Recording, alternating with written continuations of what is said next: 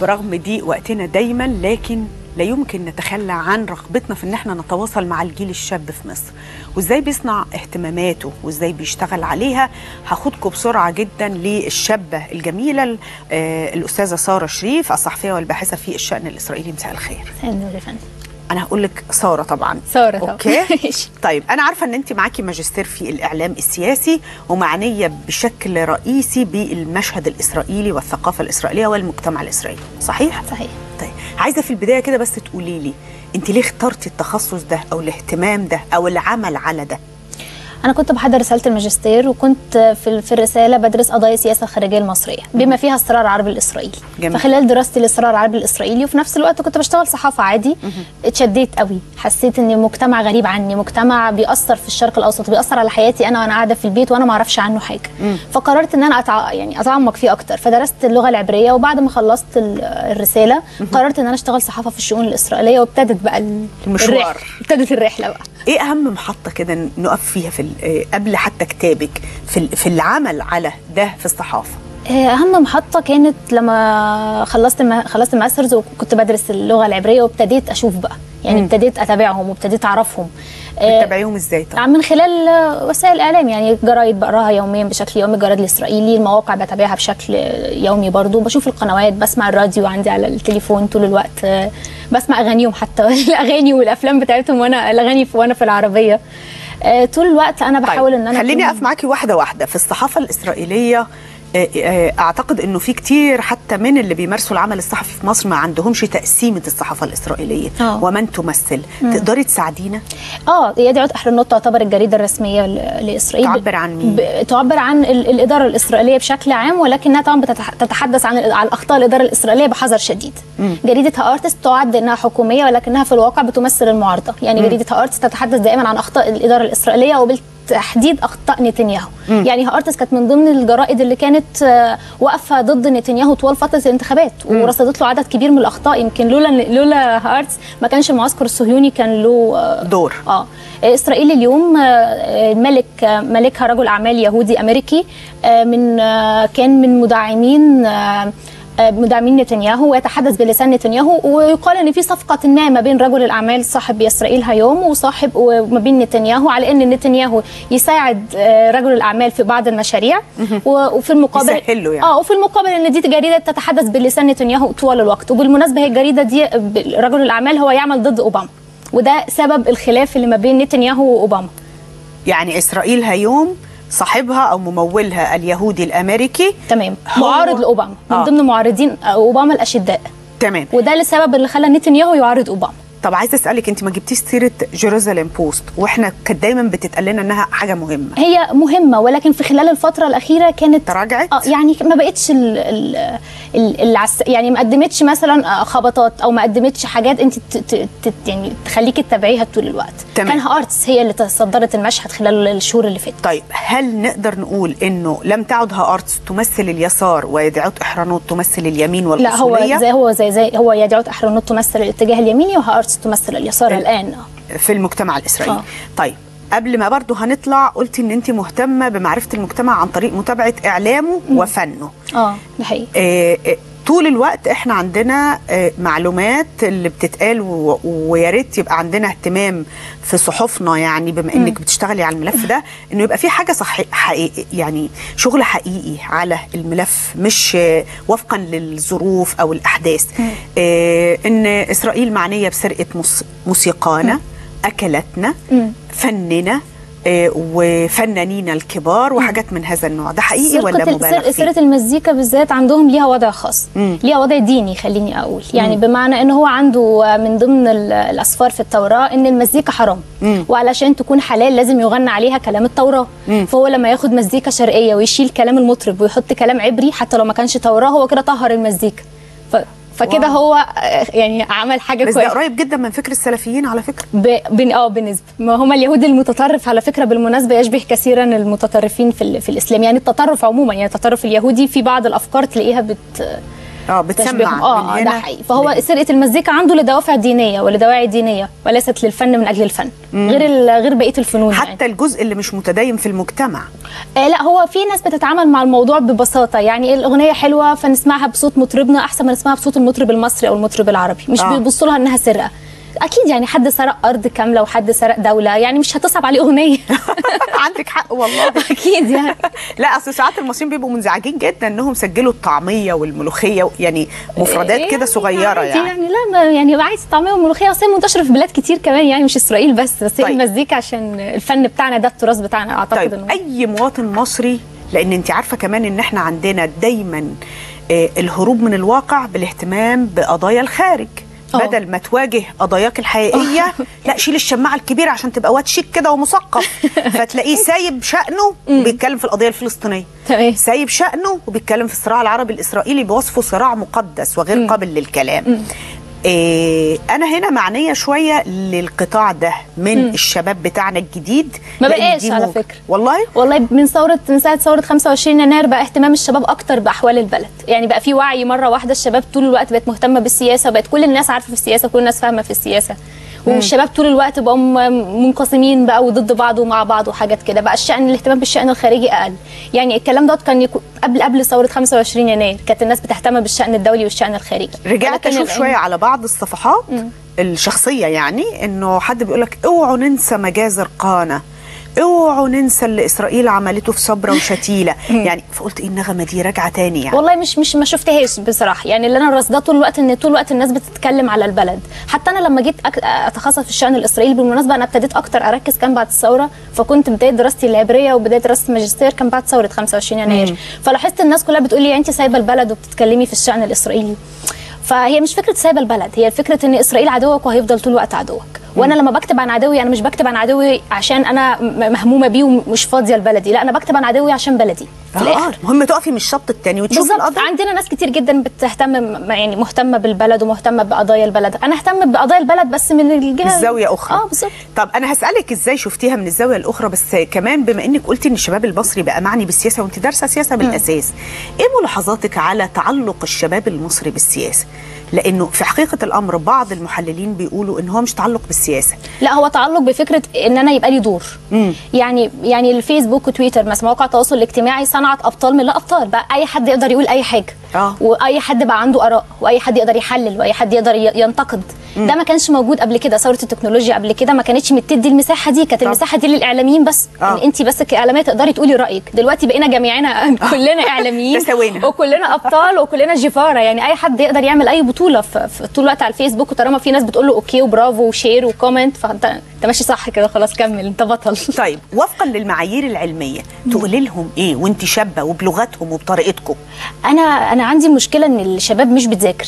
يعني الدراسه، هو في ناس كتير جدا ما بقتش مؤمنه اكتر بالتعليم وبالدراسه عايزه اقول حاجه ان الثقافه غير الدراسه كمان، يعني انت مهم انك تدرس ومهم انك تبقى مثقف وتقرا كتير. لازم نقرا كتير قبل ما ننتقد. انا بفاجئ ان في ناس بتسمع كلام من بعض مجرد ثقافه شفهيه بالظبط، لكن ما فيش عمق، ما فيش انك عارف هل انت قبل ما تنتقد حدث او تنتقد وضع هل انت عارف تداعياته وعارف اسبابه وعارف بداياته كانت ايه؟ يعني ذاكرت عشان تقول رايك ولا انت بتقول رايك بس من الاخر سطر؟ يعني انا عايزاك بالظبط، يعني هو عشان تقول رايك من اخر سطر لازم تكون عارف اللي مكتوب في الكتاب كله. فدي عندي مشكله الشباب، السرعه.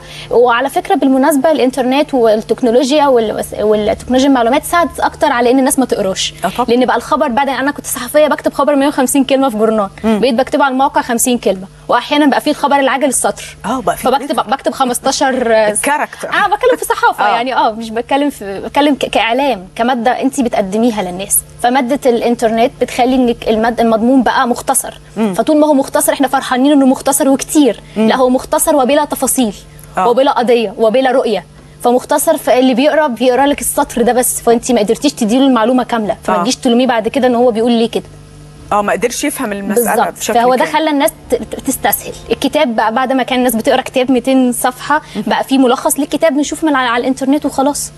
الخبر الصحفي الجورنال بقى 24 صفحه، دلوقتي بقينا نبص على المواقع نشوف العناوين. طب شبابنا اللي حضرتك راصده الملاحظات دي ده نفس الحال على الشباب الاسرائيلي؟ لا خالص، الشباب الاسرائيلي ارجوكي بقى، انا عايزاكي تخليهم يستفيقوا، مش عشان ده عدونا زي ما انت وصفتي. مش علشان بشكر في الشباب الاسرائيلي بس الشباب الاسرائيلي بحكم الظروف اللي هو عايش فيها هو طول الوقت خايف وطول الوقت قلقان وطول الوقت عنده اداره وعنده اعلام بيشتغلوا للبلد. يعني اعلام، مش اعلام الاسرائيلي بيعمل لصالح الاداره الاسرائيليه، حتى لو اعلام معارض، حتى لو اعلام معارض بيبقى معارض صح، بيبقى مش معارض غلط، معارض يفهمك الصح، ومعارض واقف مع البلد، مش واقف مع اتجاهات انت مش عارفه يعني انت كده اول مره نقدر نفهم اللي حصل في فرنسا في شارلي ابدو، اللي كانوا ضد الاداء العنيف من الدوله الفرنسيه المباشر، يعني حرمنا من التحقيق. احنا ما عرفناش اللي اتقتلوا دول هم كده يعني بالفعل ولا ايه اللي حصل، بس ما حدش طلع ياكل فيهم. بالظبط، هو دي. واسرائيل نفس الكلام، يعني اسرائيل يخطئ نتنياهو، يرتكب اخطاء رهيبه فدحة. ذنوب. انا بعتبر اخطاء نتنياهو مش اخطاء، دي ذنوب، ولكن الاعلام عندما يتناولها بأي شكل؟ يتناولها بالشكل اللي بيفهم بيه الجمهور الغلط بتاعه، لكن ما يخلوش يوصل لمرحله ان هو يهدم الاداره فتقع الدوله في حته ان انت فراغ. بلا اداره. ليه العرب هم اسير الوقوع في الفخ ده؟ يعني انت شايفه لبنان دوله وقعت في الفخ، اكيد، وسوريا والعراق. لا بس لبنان نموذج مختلف باعتباره الدوله لسه يعني مفترض انها موجوده بالظبط بشكل افتراضي يعني فيرتشوال.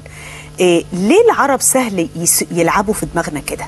لان التكنولوجيا دي جت من الغرب اللي جسروا في صدرها لك. ما هو اللي صدر لك الفكره اصلا هو عارف هو بيعمل ايه. يعني بمعنى ان هو عايز طول الوقت، هو مش احنا لما قلنا العولمه وفرحنا كلنا بالعولمه، مين اللي استفاد من العولمه ومين اللي خسر؟ هل احنا اللي استفدنا؟ لا، احنا ما خدناش من الغرب اي حاجه. العولمه في غياب المضمون بالظبط. احنا كنا بنسقف احنا ما خدناش من العولمه حاجه. اللي صدر لك العولمه هو واستفاد بانهيارك انت بسبب العولمه.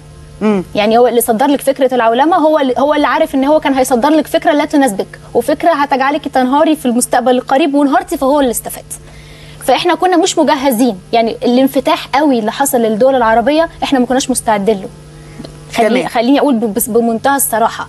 فلما حصل الانفتاح الكبير فاي حاجه ممكن تحصل. طيب. فبقت فرصه. ولادنا دول اللي المفروض انهم بيتعلموا كويس وكتير منهم بيروحوا تعليم خاص وجامعات مهمه وكذا، برغم ان هم بيتاح ليهم يشوفوا النماذج دي بره، لكن انت بتسمعي من كل هذه الشرائح الاصوات اللي معنيه بهدم الدوله لحد دلوقتي.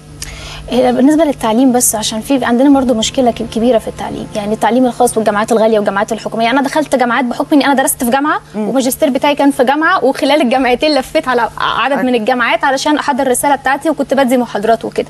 لا، التعليم عندنا في مشكله. طلبه الجامعه فاهمين التعليم غلط. هو فاهم التعليم، هو عنده فكره مسبقه ان انا اخش 4 سنين هفضل قاعد في الكافيتيريا وقاعد مع اصحابي، هخلص ال4 سنين مش هلاقي شغل غير بواسطه. فطول ما انت عندك الفكره دي عمرك ما هتتعلم، عمرك ما هتخش محاضره، عمرك ما هتسمع الدكتور حتى لو الدكتور ده بيقول اي حاجه. فاحنا عندنا برضو اصلا مشكله في الثقافه بتاعتنا، ان الشباب عندنا فاهم التعليم غلط. يعني فاحنا مصدرين له طول الوقت فكره ان مفيش تعليم، وان فكره ان هو هيشتغل عشان يشتغل مش هيشتغل بشهادته، ولا هيتخرج من هندسه هيشتغل حاجه ثانيه. فهو طول الوقت فاهم ان هو هيتعب نفسه ليه طالما هو في الاخر مش هيشتغل، او لو اشتغل هيشتغل شغلانه غير اللي هو درسها، وهو بيخش اصلا كليه هو مش عايزها عشان يشتغل شغلانه هو مش عارفها. فهي القصه كلها ثقافه. طب ايه اللي مطلوب يعني؟ ازاي نقدر نساعد؟ لا، احنا من الجيل خلاص الجيل ده بقى نسيبه ونشوف الاطفال بقى، الجيل الجديد اللي نبتدي نشتغل عليه. طبعا ده اللي فيه الامل. طبعا الجيل اللي احنا فيه بعض النماذج المشرفه اكيد طبعا يعني. وفي ناس، احنا جيل برضو مظلوم خليني اقول، يعني احنا جيلنا دلوقتي جيل مظلوم، لانه بأمارة ايه؟ لا، جيل الثورتين ده اللي هو عاش الفتره اللي فاتت دي كلها بكل التغيرات اللي حصلت في البلد، طبعا خلت في وقت الظروف الاقتصاديه في البلد صعبه شويه. اللي كان مخلص كليه وعنده امل انه يشتغل تفاجئ ان البلد فيها حاجات يشتغلوا احلى شغل. حرام عليكي، الناس وناس ده كلهم دلوقتي اللي مش عاجبه يشتغل. انت سمعت الرئيس في عيد العمال لما قال بيقولوا لي ما فيش عماله في مصر؟ انت عارفه ده معناه ايه بقى؟ بما انك اتكلمتي عن العولمه والجات والاتفاقات الدوليه والحاجات دي كلها، ده معناه ببساطه شديده ان الشركات الدوليه اللي التزمت بمواعيد تسليم زي سيمنز مثلا، لو لقت العماله المصريه غير مدربه مش هتدربها. ولو لقتها عماله تعيسه بتعتمد على فكره التراخي يعني وعدم اتقان العمل، هتعمل ايه؟ هتبقى مضطره، هي ملتزمه، فمش هتضحي بسمعه الشركه عشان سواد عينين شبابنا اللي مستني. ما انت ده انا محتاجاك تفسريهولي، لان مش السوري برضو جه مصر واشتغل وبياكل عيش والمجتمع المصري قبله، والصيني كان قبليه. ما هو الفكره وشبابنا قاعدين على المقاهي. طب ما هو ليه؟ ما انا هي ليه؟ انت اللي هتقولي لي ليه؟ ده جيلكم اللي انت بتقولي لي ده مظلوم. لا، ما هو مظلوم. ما هو ليه؟ ليه الشباب السوري جه واشتغل عشان احنا عندنا قطاع كبير من الشباب ما عندوش الطاقه اللي يقدر ان هو يشيل على كتفه كيس فيه هدوم ويلف بيه على البيوت ويطلع. مش كل الناس عندها الطاقه دي، مش كل الشباب بتاعنا عنده الطاقه دي. الدول بتبنى ازاي يعني؟ هنعمل ايه؟ في ناس عندها، في ناس تقدر تعمل ده، وفي ناس تانية انا اللي شفتهم اولا حسب انا تعاملاتي انا المحدوده يعني، انا ما قابلتش نوعيات من الشباب كتيره اللي عندها نفسها طويل. شبابنا نفسه شويه قصير. الزمن هيعمل فيه ايه؟ ما تقوليليش بقى مظلوم، لان ده المتاح. هديكي مثال ليه؟ هديكي مثال. انت اكيد، وهسالك قبل ما الوقت يخلص، اكيد اتعرضتي نتيجه اختيارك اللي هو اختيارك الحر. انا اتبهدلت مش اتعرضت. مش كده؟ اختيارك الحر لدراسه الشان الاسرائيلي هيحطك تحت ضغوط ليها علاقه باتجاهات امنيه، لان دي اسرائيل اكيد. في الاخير انت مصنفاها عدو، وهي بتشوفك وبترصدك، وبيحطك تحت ضغوط من نوع اخر، نوعيه العمل والاماكن القليله اللي موجوده. لا انا ضغوط من اول بقى، لو هنتكلم عن ضغوط، لا انا كساره تعرضت لها ضغوط كانك انت كبنت عشان تشتغلي صحفيه، فبتبقى شويه الصحافه مهنه بتخليكي طول الوقت منفتحه، بتعملي حاجات كتيره، بتتاخري، بتروحي اماكن كتيره، بتقابلي ناس كتيره. مش كل الناس على اختيار. طبعا صحافه انا لحد الموت هشتغل صحفيه، ده موضوع تاني. بعد الصحافه اخترت الشؤون الاسرائيليه، فالشؤون يعني بنت وصحفيه وكمان اسرائيل. حلو. اخترت لا اسرائيل. ليه البنت عندها النفس ده والشباب قاعدين على القهوه يا ستي؟ ما ترجعيش تقولي لنا بقى والله ما عارفه مظلومه اماره ايه؟ انا بحاول اقف جنبهم. انا بحاول لا ارجوكي. في واقع برضو، في واقع فرض عليهم حاجات مش كل الناس استحملتها.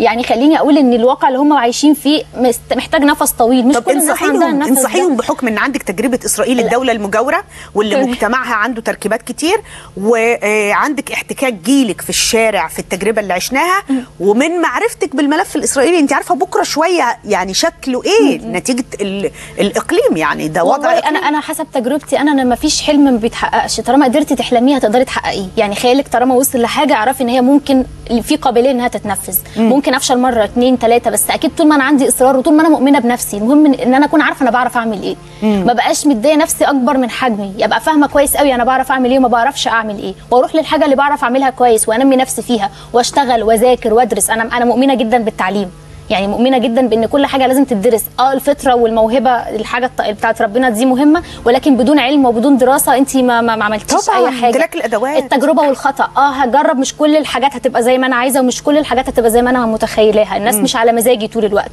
والشغل مش زي ما انا متخيله، ولازم يبقى والمرتب مش زي ما قالوا لك. لا بلاش الفلوس خالص. حضرتك عارفه الشباب بيطلعوا متخيلين ان اول مرتب ياخدوه لازم اقل حاجه يكون 3000 4000 جنيه، ده المتواضع. لا ده انا قعدت سنه بشتغل من غير فلوس يعني، وسنه باخد فلوس ما كنتش عارفه هي فلوس ولا مش فلوس. انا اول فلوس خدتها في حياتي كانت 200 جنيه يعني عادي.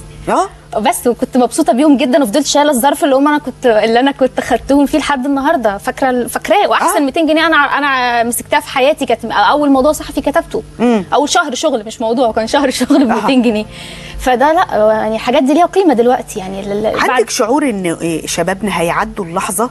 لانه اللحظه طالت، احنا بقى لنا 4 سنين تقريبا يعني. هيعدوا يعني اكيد. والله انا زي ما انا عندي نظره متشائمه شويه، بيبقى عندي نظره متفائله. لا انا متفائله جدا والله. انا غصب عني عندي شويه احباط، بس لان انا من اللي بشوفه ومن اللي بسمعه من الناس كتير، حتى بلاقي ناس بتكلمني على الفيسبوك، بنات صغيرين وولاد يقولوا لي احنا في الجامعه في كليه اعلام سنه اولى سنه ثانيه، طب احنا عايزين نتدرب، احنا عايزين نعمل. الناس دي انا بحاول بقدر الامكان ان انا اساعدها باي حاجه، وبحاول ببقى حاسه اللي هم فيه، لان انا في يوم من الايام كنت عايزه حد ياخدني يدربني في اي جورنان، حتى لو مش هكتب مش هشوف اسمي، بس فكره ان انا داخله جورنان وطالعه من جورنان وبشوف قدامي جورنان بيتعمل.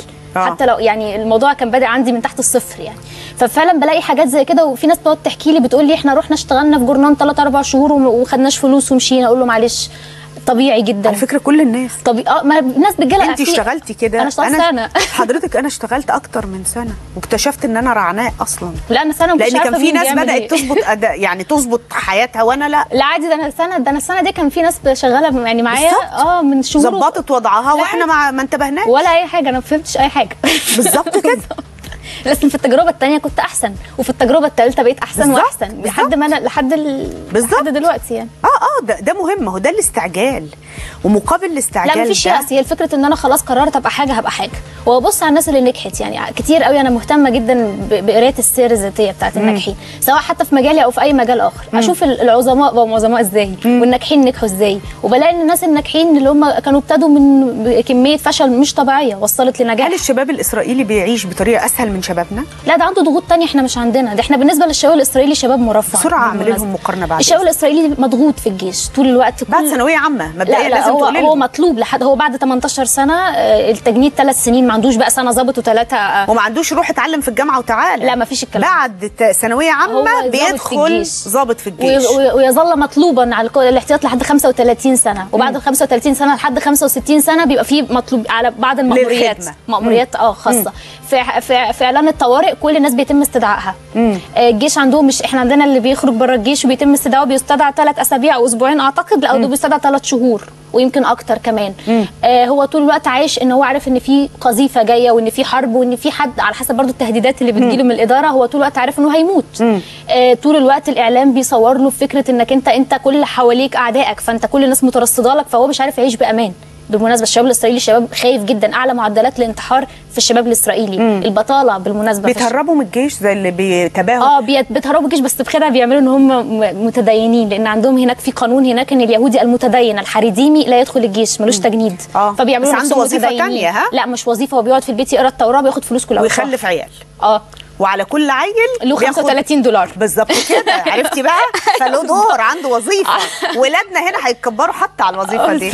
بشكرك يا ساره، اتبسطت جدا بالحوار معاكي، ويا رب شباب كتير يعني يبقى يفرح كده ويختار. ما حدش قال لك اختاري حاجه، احنا مبسوطين باختيارك، بانك جاده في اختيارك، هو ده الاهم. ميرسي جدا ليكي، انا مبسوطه ان كنت معاكي النهارده. ربنا يخليكي. ميرسي جدا. الصحفيه والباحثه في الشان الاسرائيلي ساره شريف، نورتيني. شكرا. وربما في مرات تانية بقى نعرف بعض التفاصيل ونكلمك كمتخصصه عن إسرائيل مش كشابه. نعمل حلقه متخصصه. بشكركم على كل الطاقه الايجابيه اللي بتحسسني ان كل جهد بنبذله بيوصل لكم، ويا رب ربنا يوفقنا. وهنوعد بعض انا وانتم زي ما احنا كل جمعه بنقرا سوره الكهف، المره دي هنقرا يعني سوره محمد، سوره الرحمه. وبعد ما نهديها لانفسنا واللي احنا عايزين نهديها لهم، انا نفسي كمان تهدوها للقائم على التغيير. عايزاكم تدعوا له بهدوء النفس علشان يصل الى اتخاذ القرارات وهو عنده ثقه ان ظهيره اللي ساره بتقول لنا ان كل حاجه في بلدنا بتجننا، ان مفيش حاله هدوء، مفيش حاله استقرار، مفيش حاله قبول، طول الوقت في شوشره وفي ازعاج. نشيل الحكايه دي شويه، لان ده جزء من دورنا الحقيقي، ده جزء من مسؤولياتنا. ان شاء الله ربنا يديني ويديكم طول العمر، ونتقابل يوم الاحد. الى اللقاء.